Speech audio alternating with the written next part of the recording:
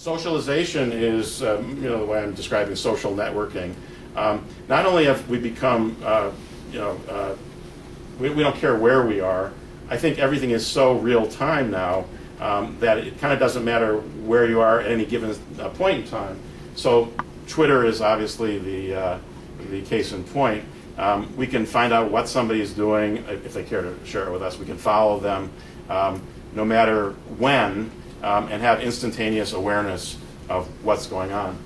Interestingly, a lot of people follow this adoption curve that I followed with Twitter, which is, I don't get it, why would I ever want to bother? That's step one. I mean, has anyone been there on that question?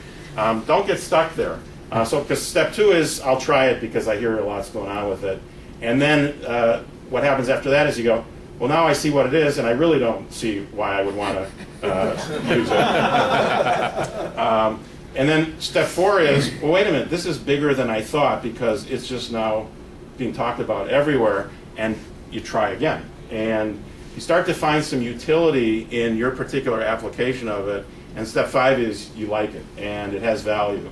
And I'm not saying you have to post every 15 minutes or 10 minutes or when you go to the bathroom. Twitter announced yesterday that they're changing the prompt, right? It's 140 characters after one prompt. I think it's really interesting because it used to say, what are you doing now? And now it says, what's happening?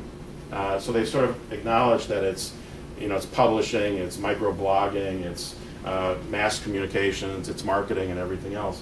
So I would suggest, because I think this has tended to happen in California first, is be social, socialize your lives, take advantage of these new technologies. I think it's the way to be in the world that's happening around us. There are two big shifts that I want to talk about, and the reason to talk about the trends overall and shifts in particular is shifts are what create opportunity. When things change, there are gaps, there are disconnects, there are disruptions.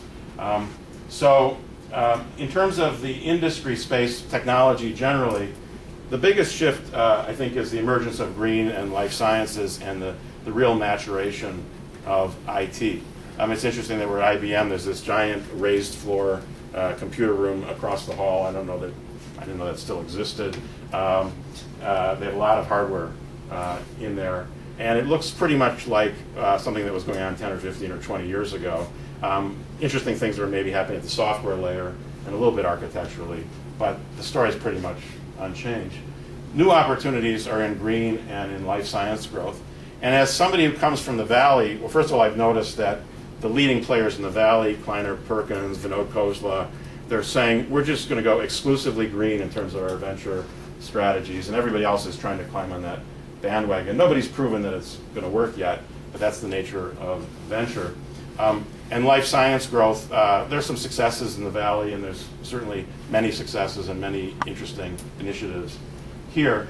It took me some effort to acknowledge that was new and different and happening here, because it's much more comfortable to default to the existing known spaces. But if you're venturesome and entrepreneurial, it's going to be a lot harder to find opportunities in these mature spaces.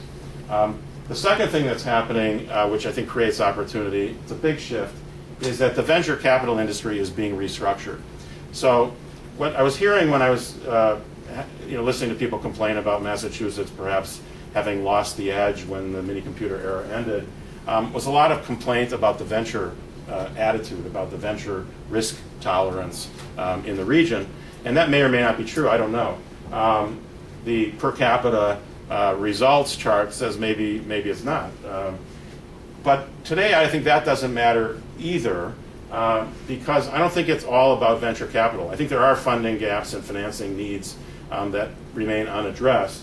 But the venture capital industry is going to be substantially different going forward than it has been to date. I mean, if anybody's been out there raising money or talked to VCs, they're very busy triaging their existing portfolios to see what they can save and what they need to get rid of. And there are funds that were raised in the right time frame so that they will get invested over the next 5 to 10 years.